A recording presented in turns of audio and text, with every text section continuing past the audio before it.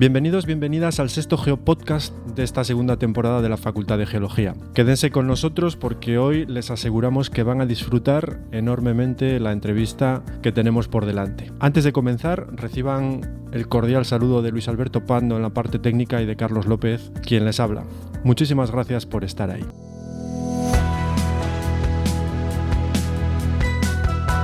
Geopodcast. Facultad de Geología, Universidad de Oviedo. Hoy tenemos el inmenso honor de conversar con un geólogo planetario y astrobiólogo del Consejo Superior de Investigaciones Científicas, académico de las Reales Academias de Ciencias y Doctores de España, presidente de la Comisión de Cultura Científica de la Real Academia de Ciencias Exactas, Físicas y Naturales de España, cofundador y presidente de la Asociación Internacional de Geoética, miembro de los equipos de ciencia de misiones a Marte con la NASA y la Agencia Espacial Europea. Y no seguimos glosando su trayectoria porque ocuparíamos todo nuestro tiempo resumiéndola. Jesús Martínez Frías, bienvenido y muchísimas gracias por estar con nosotros. Muchas gracias por invitarme. Pues permítanos comenzar por el principio y preguntarle ¿qué le llevó a dedicarse a esto que se llama geología planetaria? Bueno, pues es una buena pregunta, ¿no? Para ello me tendría que remontar a cuando era joven, incluso preuniversitario, ¿no? A mí siempre me gustaba la naturaleza y el universo, y antiguamente pues solamente había dos canales en televisión, ¿no? El normal y el UHF, ¿no? La segunda, ¿no? Pero a pesar de haber solamente dos canales, había unos programas de difusión o de divulgación que a mí me encantaban, ¿no? Que era el programa de El hombre y la tierra, de Félix Rodríguez de la Fuente, el programa de los océanos de Cousteau y también estaba el programa de Cosmos de Carl Sagan, ¿no? De alguna manera yo quería hacer esas tres cosas a la vez, ¿no? Lo cual era imposible en aquel momento. Pero al entrar en el Instituto Calderón de la Barca de Madrid, un instituto público, yo tuve dos profesores muy buenos, que era mi profesor Enrique, que era el profesor de geología, y luego una profesora de biología. Pero el profesor de geología pues me encandiló mucho más que la profesora de biología. Nos hablaba de Marte, de volcanes, de Islandia, de los dinosaurios, de los asteroides, y bueno, me hizo decantarme por la geología, por la carrera de geología. Luego ya más adelante yo seguí interesado, por supuesto, en los aspectos biológicos y en los aspectos de espacio, y afortunadamente a través de la astrobiología, que es una especie de plaza a la que se puede llegar desde distintas calles disciplinares, pude trabajar en este tema, ¿no? De manera oficial y directa, ¿no? La astrobiología de alguna manera es comprender el origen, la distribución y la evolución de la vida en el universo, y para eso pues no se puede hacer desde solo una disciplina, sino que tienes que contar con la astrofísica, con la química prebiótica, con la astroquímica, incluso con la filosofía, ¿no? Por el tema de qué es la vida y cómo evolucionamos, ¿no? Y yo creo que ese ha sido el proceso desde que tenía 13 o 14 años, aunque siempre me gustaban estos temas, de cómo he llegado hasta aquí, ¿no? Desde entonces, desde esos 13 o 14 años, hay una extensa trayectoria. ¿Cuáles son los proyectos dentro de esta temática que más importantes? O si puedes coger dos o tres que le gustaron especialmente o que destacaría especialmente, en los que haya podido trabajar. Bueno, pues trabajar en geología planetaria es muy singular, porque de alguna manera trabajas en aspectos ligados con nuestros orígenes, como cuando se trabaja con meteoritos, que son pues muestras muy primitivas, similares a los planetesimales a partir de los cuales se formó la Tierra y también la vida, pero al mismo tiempo también trabajas con aspectos relacionados con nuestro futuro hacia el espacio, ¿no? Porque la geología está demostrando ser una disciplina fundamental para comprender cuáles van a ser los requisitos de las futuras misiones espaciales, los recursos del espacio, por ejemplo en la Luna, que va a ser el primer paso, y Marte, que va a ser el paso siguiente. Pues en el suelo lunar tenemos óxidos, tenemos silicatos y por lo tanto tenemos oxígeno, hay procedimientos para extraer oxígeno, cómo se puede utilizar ese suelo para cultivar plantas para producir oxígeno o para cultivar alimentos en invernaderos, o para extraer de ellos los recursos que necesitamos, incluido el hielo, ¿no? Porque hay hielo también en el regolito lunar, o el hierro, el titanio, o los elementos del grupo del platino, porque hay una impronta de geoquímica de elementos del grupo del platino en toda la Luna, ¿no?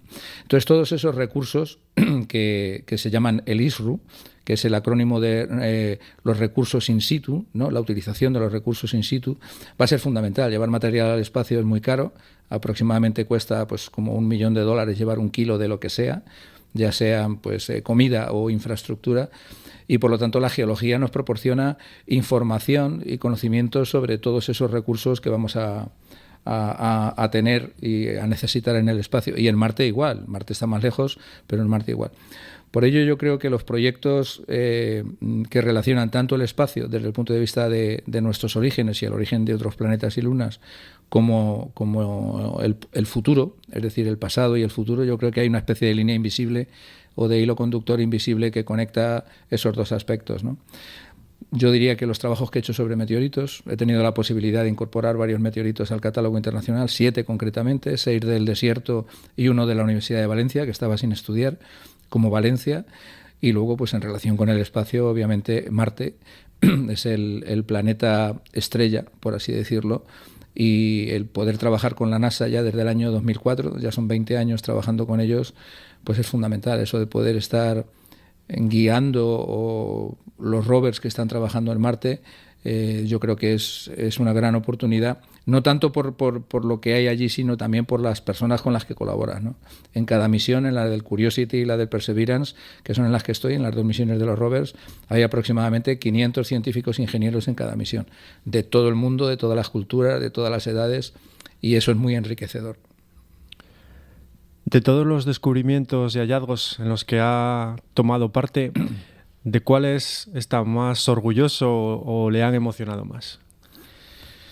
Bueno, eso también es difícil decir, ¿no? Porque trabajando con la NASA, la verdad es que, y esto hay que decirlo, es más fácil publicar en las buenas revistas que trabajando sin estar en colaboración con ellos, ¿no? Porque, por lo que sea, ¿no? Pero siempre trabajando con ellos es más fácil, ¿no? Incluso a veces se acuerdan determinados aspectos de las misiones con las revistas importantes, con Nature o con Science, ¿no? Es decir, que ellos están a un nivel diferente. Tú puedes ser un futbolista muy bueno, pero si no estás en un equipo bueno como el Madrid o el Barcelona o en otro equipo de los grandes, pues realmente tienen menos posibilidades de reconocer a las personas y que te reconozcan a ti, ¿no?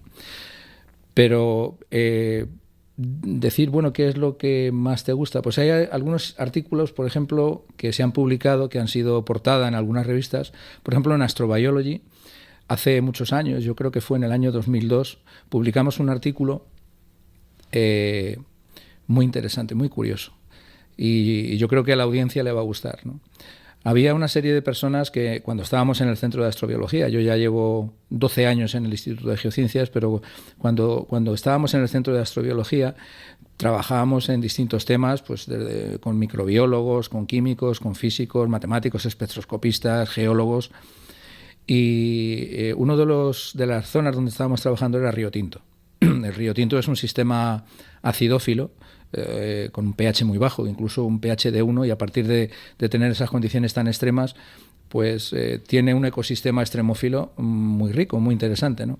Concretamente hay dos bacterias, o dos tipos de bacterias, que son el Thiobacillus ferroxidans y el Leptospirillum ferroxidans, que son un consorcio que viven muy a gusto en esas aguas ácidas, ¿no?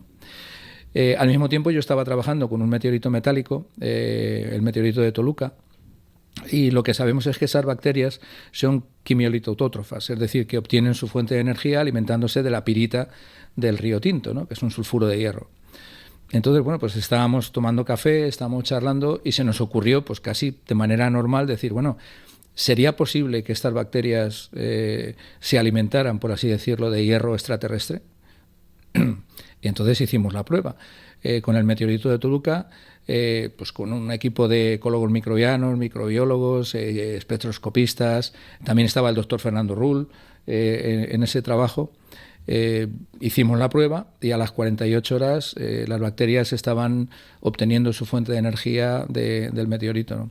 Esto es interesante porque los minerales que hay en los meteoritos no son minerales típicamente terrestres, son minerales que se llaman camacita y taenita, que son aleaciones de hierro alfa y hierro gamma, de hierro níquel, que prácticamente no existen en la Tierra, aparecen solamente de manera anecdótica en algunos sitios, ¿no? y fue la primera confirmación científica de que microorganismos terrestres son capaces de obtener su fuente de energía de material extraterrestre. Y una de las conclusiones que nos permitieron poner de manera casi indirecta en el artículo es que si estas bacterias pudieran estar viajando en un asteroide metálico del que procede el meteorito, pues podrían venir incluso alimentándose de la propia nave en la que vienen, ¿no? Y me pareció un trabajo muy interesante. A lo mejor no tuvo un impacto tremendo, pero bueno, fue portada en Astrobiology. Y luego otros trabajos relacionados con Marte, pues yo diría el artículo que fue portada, bueno, hay dos artículos, uno que fue portada en Nature Geoscience, donde identificamos un ciclo del agua en Marte actual. Detectamos que había sales percloratos por debajo del regolito del suelo marciano y que esas sales atrapaban el vapor de agua y formaban una especie de barrillo por debajo de la superficie, ¿no? Ese fue un trabajo muy interesante que fue portada en Nature.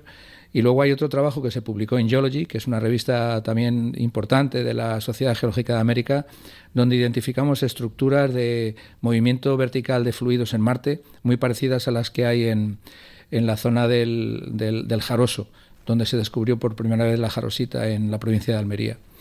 Y bueno, yo hacía muchos años venía proponiendo el tema del Jaroso como un modelo para Marte. Eso fue realmente lo que nos dio el espaldarazo a la geología del Centro de Astrobiología, porque 3 años después de que lo propusiéramos, descubrieron la jarosita en el rover Opportunity, la descubrió en Meridiani Planum. Y yo creo que esos 3 trabajos, si tuviera que elegir, serían interesantes. Los de las estructuras circulares, las chimeneas de escape de fluidos similares a las del Jaroso, el ciclo del agua en Marte actual y las bacterias y el meteorito. Nos comentaba ahora mismo el tema del rover, además de este, no sé si se dice vehículo, como se dice, ¿con qué herramientas se cuenta actualmente para conocer los secretos que albergan otros planetas? ¿Cómo estudian ustedes otros planetas? Bueno, pues los rovers son unos auténticos, perdón que utilice el término, pero es que es el término que se utiliza habitualmente, los exploradores, ¿no? Pero la diferencia entre un rover y un lander es que el lander es un aterrizador que tiene patas y no se mueve, y un rover es un explorador, es un vehículo que tiene ruedas, ¿no? Pero los rovers que hay en Marte ahora, bueno, hay 3 rovers en Marte concretamente, ¿no? Bueno, hay más, pero están ya inactivos, ¿no? Pero los 3 rovers que hay recientes son el rover Curiosity, el rover el Perseverance, y también hay un rover chino. Los chinos son los únicos hasta el momento que, aparte de los Estados Unidos, aparte de la NASA, han conseguido poner un rover en Marte, el rover Zhurong. Aunque el rover Zhurong parece que está inactivo también, porque China, vamos a decir que es como muy discreta en los aspectos de publicitar lo que están consiguiendo, ¿no? Pero todo parece indicar que desde hace meses lleva inactivo el rover porque no está proporcionando información. Pero los rovers de la NASA son auténticos ingenios, o sea, no son para nada coches pequeños, son coches que pesan 1 tonelada, con el mástil levantado cerca de 3 metros de alto, y llevan pues decenas de kilos de instrumentos científicos miniaturizados. Llevan espectrómetros, llevan difracción de rayos X, llevan espectroscopía infrarroja, llevan Raman, llevan para analizar la atmósfera, es decir, que llevan cámaras. Son unos equipos fabulosos que nos permiten obtener información. Nosotros tenemos una especie de página web, por decirlo sencillamente, a la que podemos acceder y podemos ver hasta lo que gasta cada instrumento cuando empieza a funcionar, ¿no? Y el rover Perseverance, por ejemplo, lleva un instrumento adicional que ha sido la primera vez que se ha probado en Marte, que es un dron helicóptero, el Ingenuity, que estaba previsto que volara solamente 5 veces, porque la atmósfera de Marte es muy tenue, solamente es una atmósfera poco densa, entre 5 y 11 milibares, y querían hacer la prueba a los ingenieros de si se podía volar un dron helicóptero. Y ha hecho 72 vuelos, no 5, ¿no? Entonces ha sido una prueba súper exitosa, y el rover es una especie de técnico de campo que ayuda, el Ingenuity, el dron helicóptero, en una especie de técnico de campo que ayuda al rover geólogo, porque nos da información antes de que el rover vaya a llegar allí. Doble pregunta ahora. ¿Cuáles son hoy en día los mayores desafíos que hay en la exploración planetaria? Y en relación con esto, ¿cuáles son los avances tecnológicos que cree usted serían más importantes de cara a avanzar en esto de la geología planetaria? Bueno, pues desde el punto de vista de la geología planetaria hay que tener en cuenta la cantidad de planetas extrasolares que se están descubriendo. Ya se han descubierto más de 5.500 planetas extrasolares y una de las cosas que estamos viendo con estos descubrimientos es que los planetas no son solamente lo que vemos en nuestro sistema solar. Es decir, hay una gran geodiversidad planetaria, ¿no? Y incluso hay planetas que no se acaba de entender cómo están, dónde están y por qué están ahí y no están en otro sitio, ¿no? Pero eso también nos abre el espectro y las perspectivas a abordar investigaciones que en principio no contábamos con ellas, ¿no? Aquí sabemos que hay lunas heladas, que hay planetas de tipo terrestre o telúrico, hay planetas gigantes, hay planetas enanos, pero hay una cantidad enorme de planetas muy diferentes en los planetas extrasolares, ¿no? Entonces, dicho esto, hay que decir también que el cosmos es inmenso, ¿no? Y se asume que podría haber incluso 1 trillón de planetas solamente en nuestra galaxia. Solamente en nuestra galaxia, ¿no?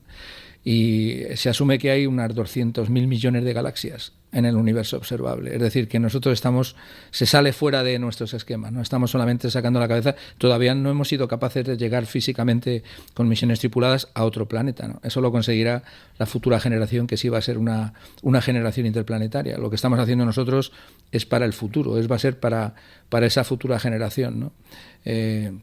Yo creo que uno de los desafíos va a ser, desde mi punto de vista, por una parte el tema de la vida, por supuesto el conocimiento que obtengamos de la física, la química y la geología de todos esos objetos, ¿no?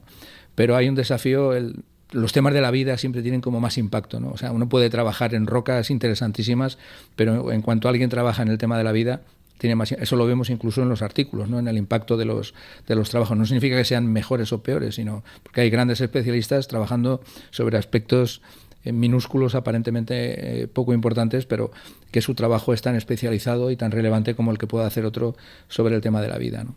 Pero siempre la vida parece que llama muchísimo más la atención, ¿no? Es lógico también, ¿no?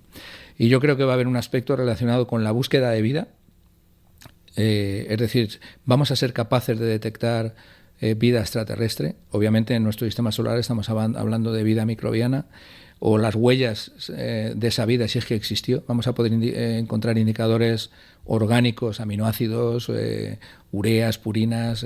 Ya se han encontrado en meteoritos, por ejemplo, las 5 nucleobases fundamentales, ¿no? Es decir, hasta qué punto en el espacio se pueden formar esos ladrillos fundamentales de la vida, ¿no? Esa vida va a ser diferente a la vida de la Tierra. Por eso la astrobiología es tan interesante, porque la astrobiología no tiene como objetivo el buscar vida, sino que realmente lo que pretende es comprender qué es la vida y para eso tiene que buscarla. O sea, la búsqueda es una especie de objetivo táctico frente al objetivo estratégico, que sería comprender qué es la vida, y para eso tenemos que comparar lo que nosotros conocemos de la vida en la Tierra, que es hasta el momento el único planeta, el único lugar donde existe vida que sepamos. Eso no significa que no pueda existir en otros sitios, ¿no? Y yo creo que eso es muy interesante, así como va a ser interesante saber, yo creo, cómo se va a desenvolver el ser humano en entornos espaciales, ¿no? Cuando podamos salir al espacio en una mayor dimensión. Ahora mismo estamos muy limitados. Viajar a Marte son 6 meses, otros 6 meses para volver. La Luna son solo 3 días. Pero yo creo que en el futuro vamos a conseguir soslayar ese tema, porque la verdad es que el ser humano es impresionante. Y antes no podíamos ir, hace unos pocos cientos de años solo íbamos a caballo, y ahora pues podemos llegar a la Luna en 3 días, ¿no? Es decir, que las posibilidades de progreso y de avance de la humanidad yo creo que son tremendas, ¿no? Dicho esto ya, yo creo que en el próximo siglo nos vamos a limitar sobre todo al espacio cercano a la Tierra, a no ser que ocurra algún tipo de descubrimiento importantísimo para movernos por ese cosmos gigantesco en el que vivimos, ¿no? El espacio cercano a la Tierra, que desde el punto de vista astrogeológico, pues llega hasta el cinturón de asteroides. Es decir, yo creo que Luna, Marte y asteroides van a ser, desde el punto de vista físico y teniendo los pies en el suelo, el sitio donde vamos a poder trabajar físicamente como seres humanos con el martillo de geólogo en el próximo siglo, en el próximo medio siglo. El espacio cercano a la Tierra yo creo que va a ser muy importante. Ha citado a Marte en reiteradas ocasiones a lo largo de esta conversación.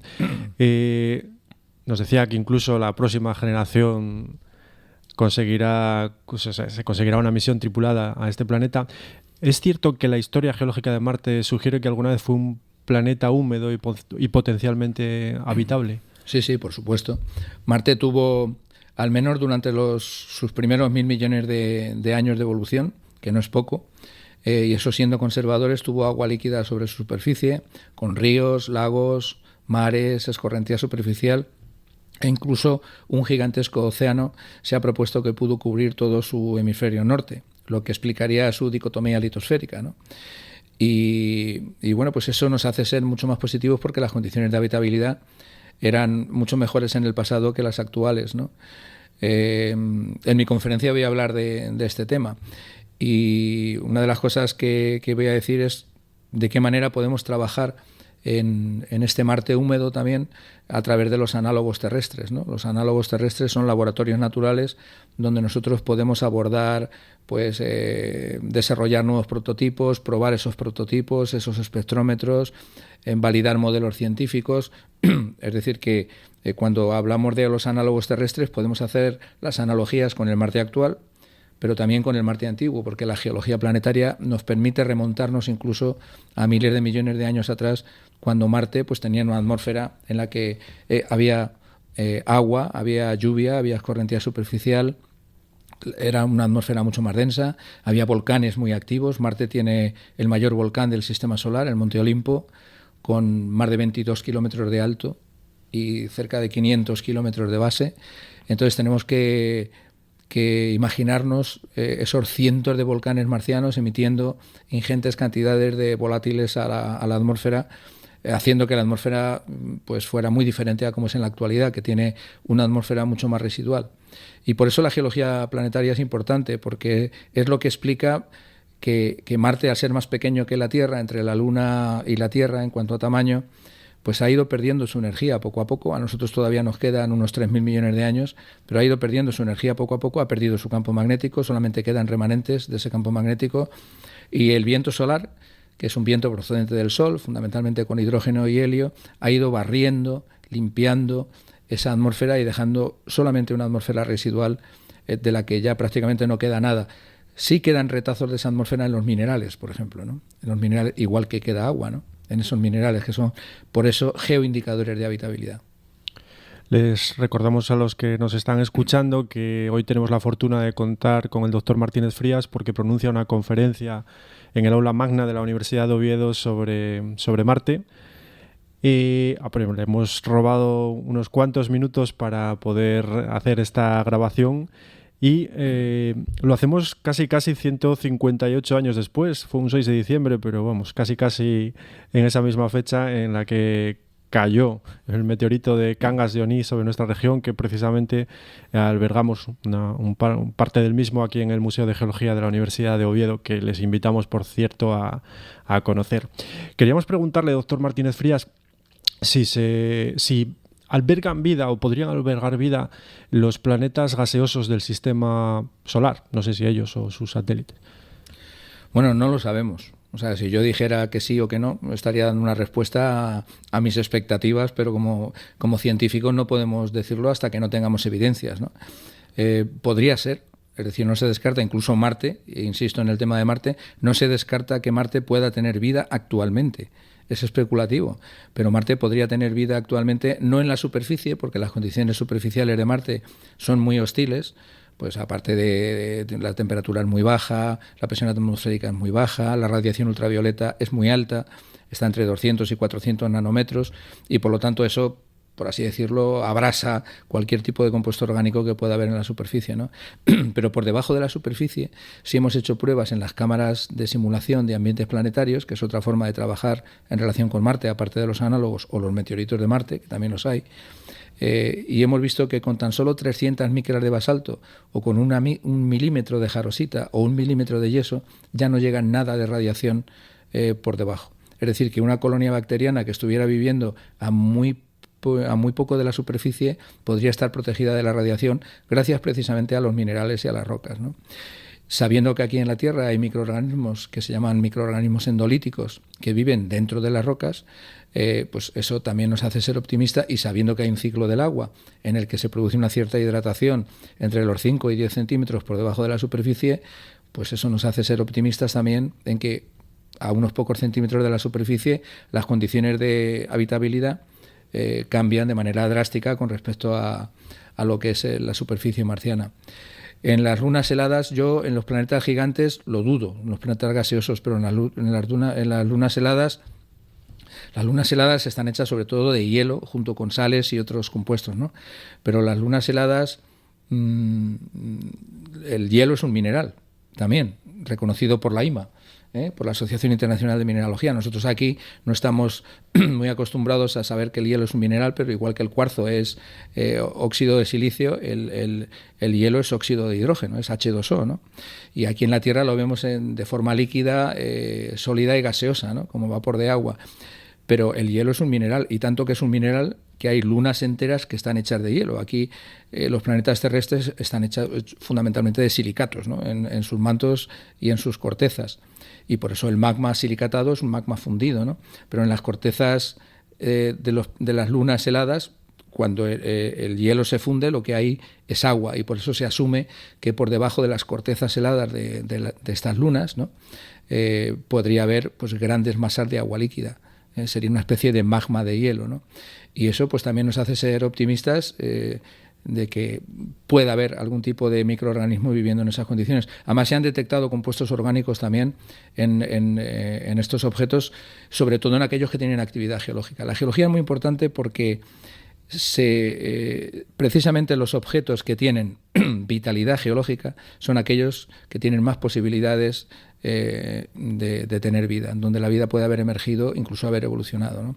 Los objetos inertes, como la Luna o como Mercurio, que no tienen actividad geológica, pues no se crean, se destruyen, se modifican sitios o nichos donde la vida puede probar, emerger y diversificarse. Pero en los objetos que tienen energía, que tienen vida, ya sea interna o alóctona, porque por ejemplo en Europa, que es un satélite de Júpiter, es pequeñito y no tiene envergadura suficiente para tener energía propia, ¿no? Como tiene la Tierra, pero sí tiene una energía que recibe de la energía mareal de Júpiter, ¿no? Entonces es una energía alóctona, y esto también hay que tenerlo en cuenta en la búsqueda de vida, no solamente los objetos que sean parecidos a la Tierra, sino aquellos en los que haya actividad geodinámica, aunque sea energía alóctona procedente de otro cuerpo planetario.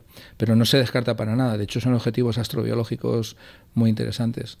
Pues aprovecho precisamente esas últimas afirmaciones sobre la geología para preguntarle acerca de una curiosidad que tenemos quienes le preguntan, que es si se forman los astronautas en aspectos geológicos.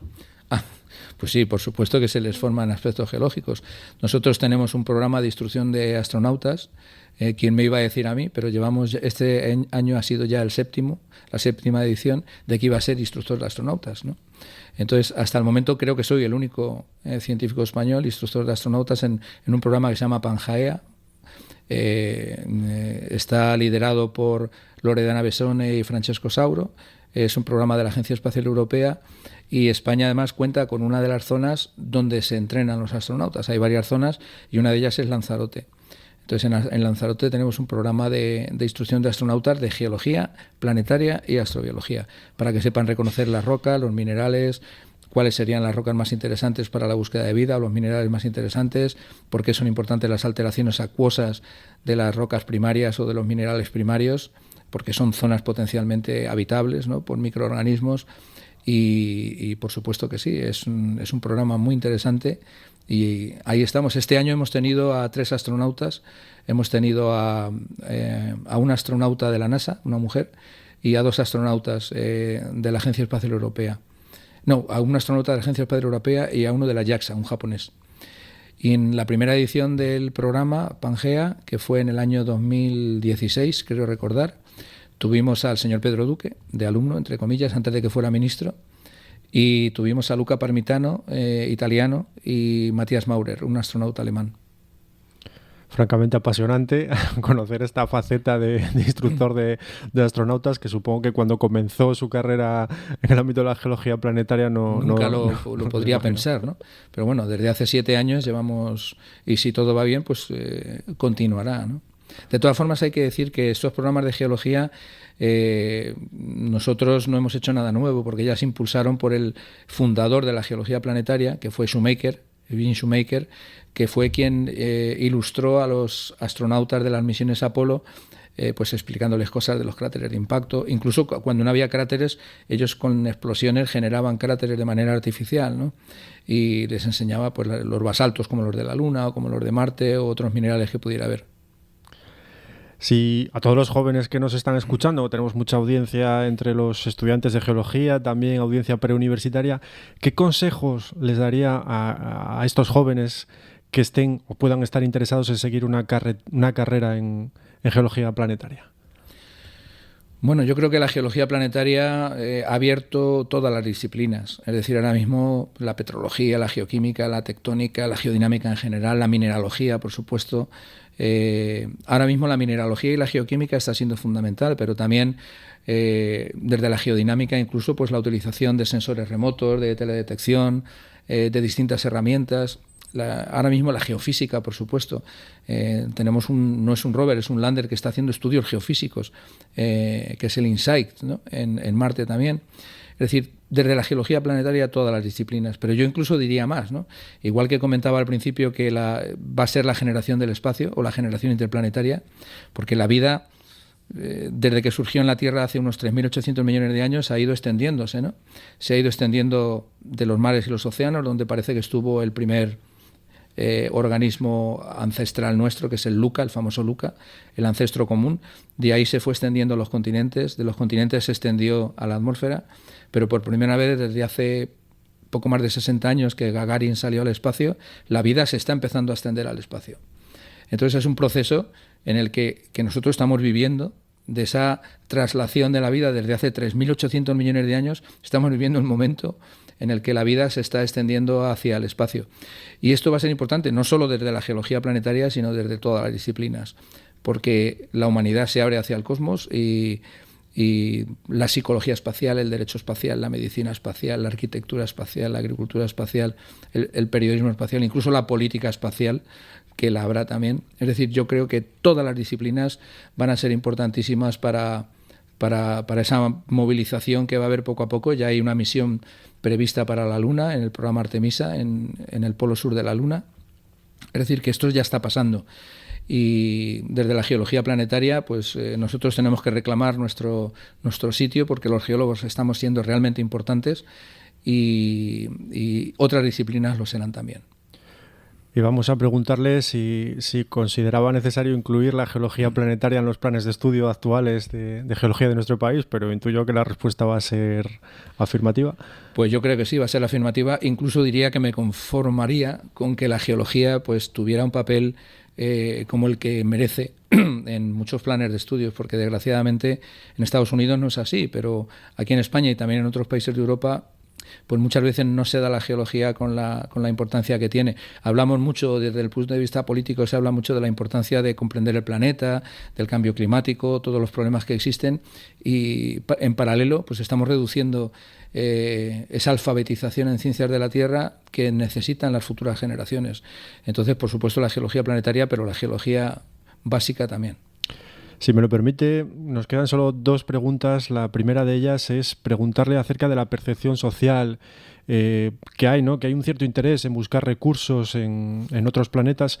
¿Cómo puede la sociedad beneficiarse de todo este trabajo que se hace en el ámbito de la geología planetaria? ¿Qué podríamos poner de ejemplo a los que nos escuchan? Bueno, pues el espacio en general es una fuente de recursos y a veces no nos damos cuenta de que al utilizar los GPS, hacer bizum, transacciones electrónicas, monitorizar erupciones volcánicas desde los satélites o hacer el seguimiento de incendios, la búsqueda de agua, las comunicaciones, la miniaturización, todo eso son recursos que se han generado desde el espacio y que estamos utilizando ya en nuestro día a día, a veces sin ser conscientes, ¿no? Desde la geología planetaria yo creo que podemos jugar un papel fundamental para la sostenibilidad de la Tierra y de la vida, ¿no?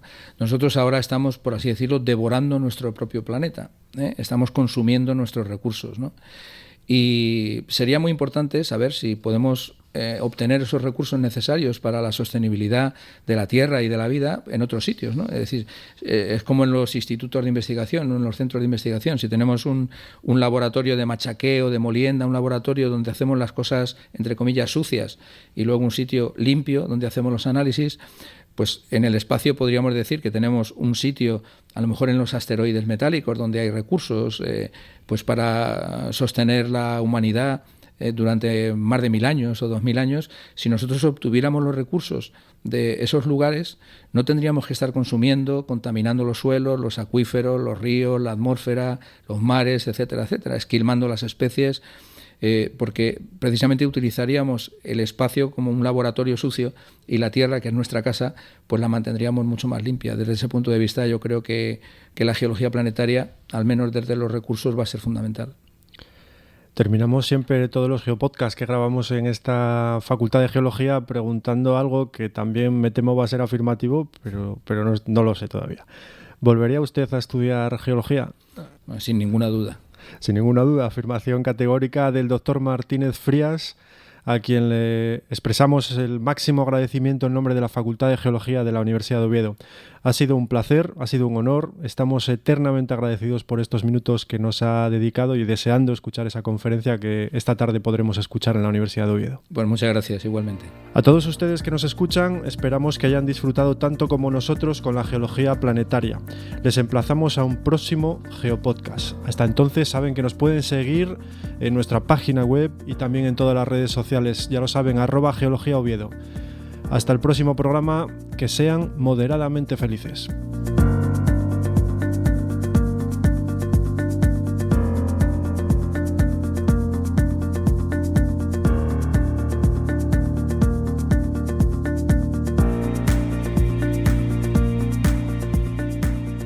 Geopodcast, Facultad de Geología, Universidad de Oviedo.